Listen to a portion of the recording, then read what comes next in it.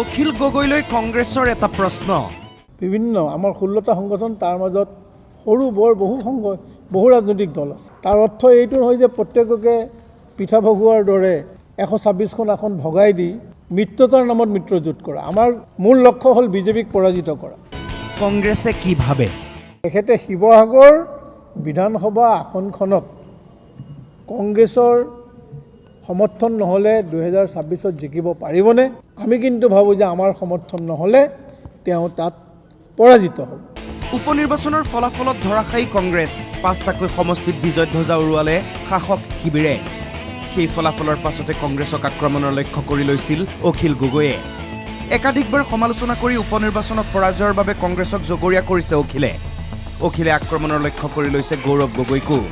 অখিলৰ মতে উপনিৰ্বাচনৰ ফলাফল কংগ্ৰেছৰ অহংকাৰৰ পৰিণতি। কংগ্ৰেছে MP ইলেকশ্যনত অকণমান ভাল ৰিজাল্ট কৰাৰ পাছত তেওঁলোকে ভাবি লৈছিলে যে তেওঁলোক এতিয়া অপ্ৰতিদ্বন্দ্বী, তেওঁলোকক কোনেও হৰুৱাব নোৱাৰিব, তেওঁলোক জিকিবই, বেলেগক লগত লোৱাৰ কোনো প্ৰয়োজন নাই। সেইবুলি যিটো কংগ্ৰেছে ধাৰণা কৰি ল'ব খুজিছিলে, সেই ধাৰণাটো যে ভুল, আজিৰ ৰিজাল্টে তাকেই প্ৰমাণ কৰিলে। আৰু গৌৰৱ গগৈৰ অহংকাৰৰ ওপৰত এইটো এটা বৃহৎ, মই ভাবোঁ, আঘাত এটা। গৌৰৱ গগৈ আৰু ভূপেন বৰাৰ মাজত সংঘাতৰ কাৰণে, কাজিয়াৰ কাৰণে আজি 5খন আসনত বিজেপিক জিকাই দিলে। এয়া অখিলে যোৱা 23 নৱেম্বৰত কোৱা কথা। অখিল গগৈৰ চোকা সমালোচনাই ডাকি গৈছে কংগ্ৰেছক। এইবাৰ অখিলক টাৰ্গেট কৰি ৰাজীৱ ভৱনত কংগ্ৰেছৰ সংবাদমেল। কংগ্ৰেছৰ সমৰ্থন নহ'লে হেনো 2026ত অখিল গগৈ জিকিব নোৱাৰিব শিৱসাগৰত। অখিলে গালি পাৰিছে কংগ্ৰেছক। সংবাদমেলত মেহদী আলম বৰাৰ দাবী, অখিলে জিভাত লেকাম লগাওক। যদি কংগ্ৰেছৰ সমৰ্থন বিচাৰিছে আৰু বিৰোধী ঐক্য বিচাৰিছে, তেন্তে তেখেতে মিত্ৰতাৰ ধৰ্ম পালন কৰিবলৈ শিকক আৰু তেওঁৰ জিভাত লেকাম লগাওক। অখিল গগৈয়ে শেহতীয়াকৈ আৰম্ভ কৰিছে ব্যাপক তৎপৰতা। পূৰ্বৰে পৰা কংগ্ৰেছৰ স্থিতি শক্তিশালী হৈ থকা সমষ্টিত সভা সমিতি পাতি শক্তি প্ৰদৰ্শন কৰাৰ অভিযোগ অখিলৰ বিৰুদ্ধে। তাতে আপত্তি কৰি কংগ্ৰেছৰ আহ্বান অখিললৈ, বিজেপিৰ জয় জয়ময় সমষ্টিত প্ৰচাৰ চলাওক, শক্তি দেখুৱাওক অখিলে। জাতীয়তাবাদীৰ দপদপনি থকা সমষ্টিত অনুষ্ঠিত কৰক সভা। অখিল গগৈয়ে নিজকো যিহেতু জাতীয়তাবাদী বুলিয়েই কয়। কেৱল জাতীয়তাবাদ শব্দটো মুখত উচ্চাৰণ কৰিলেই নহয়।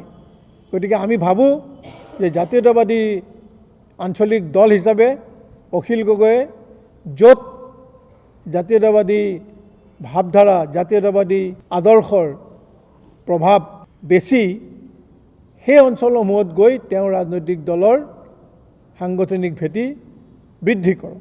তেতিয়াহে প্ৰমাণ হ'ব যে তেওঁ কিমান গভীৰ পানীৰ জাতীয়তাবাদী। বিজেপিক পৰাজিত কৰাৰ উদ্দেশ্যে 26ত একত্ৰিত হ'ব বিৰোধী দল। এতিয়াই আসনৰ অংক কৰিব নালাগে। দলৰ শক্তি অনুযায়ী কংগ্ৰেছে এৰি দিব আসন। আগতে তেওঁ সাংগঠনিক জনগণ তেওঁৰ লগত আছে বুলি বিশ্বাস জন্মাওক। আমি কংগ্ৰেছ দলে তেখেতৰ দলক শক্তি অনুযায়ী এৰি দিম সেই আসনসমূহ। কিন্তু তাৰ আগতে তেখেতে প্ৰতিপন্ন কৰিব লাগিব।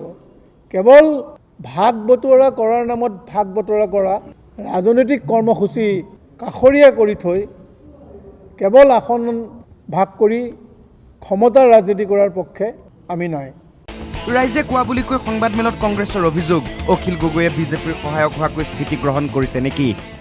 বিজেপিৰ সহায়ক হোৱাকৈ স্থিতি গ্ৰহণ কৰিছে বুলি ৰাইজে অভিযোগ কৰিছে আজি কিন্তু ছ'চিয়েল মিডিয়াত। অখিল গগৈয়ে বিজেপিৰ স্থিতি সুদৃঢ় হোৱাকৈ তেওঁৰ ৰণকৌশল আগবঢ়াই নিছে বুলি ক'ব খুজিছে, যাৰ দ্বাৰা অখিল গগৈৰ বৰ্তমানৰ স্থিতিয়ে বিজেপিৰ খেল ৰাজনৈতিকভাৱে লাভৱান কৰিব বুলি ৰাইজে কৈছে, আমি কোৱা নাই। সকলো সময়ত হ'ব, পিঠা ভগোৱা দি ভগোৱা নহ'ব আসন, স্পষ্ট কথা কংগ্ৰেছৰ। কেইখন আসন পাব কেইখন নাপাব সেইবোৰ যেতিয়া ঐক্যমঞ্চ হ'ব, তাত যেতিয়া সভা সমিতি হ'ব, তাত আলোচনা হ'ব। এই ধৰণে বোকা ছটিয়াই ইমানখন আসন দিব লাগিব, নহ'লে আমি নাথাকোঁ, এই ধৰণৰ ৰাজনৈতিক থ্ৰিটনিং কংগ্ৰেছক দি লাভ নাই। কাৰণ কংগ্ৰেছ দলে সদায় কিন্তু গভীৰভাৱে সুনিৰ্দিষ্ট কৰ্মসূচীৰ ভিত্তিত নিজৰ ৰাজনৈতিক কৌশল ৰচনা কৰে। ইয়াৰ পাছত অখিল গগৈৰ প্ৰতিক্ৰিয়া হ'ব লক্ষণীয়। বিহালীত পৰাজয়ৰ বাবে অখিলে জগৰীয়া কৰিছে কংগ্ৰেছক। চৰ্চা হৈছে, যদি বিহালীত অখিল গগৈ লুৰিণজ্যোতি গগৈয়ে প্ৰচাৰ চলালেহেঁতেন, তেতিয়া হয়তো বেলেগ হ'লহেঁতেন ফলাফল। এইবাৰ অখিল গগৈৰ বিৰুদ্ধে সংবাদমেল দি 26ৰ প্ৰত্যাহ্বান কংগ্ৰেছৰ। গতিকে আকৰ্ষণীয় হ'ব এই যুঁজ অখিল গগৈ বনাম কংগ্ৰেছ ব্যুৰ ৰিপৰ্ট NKTV+।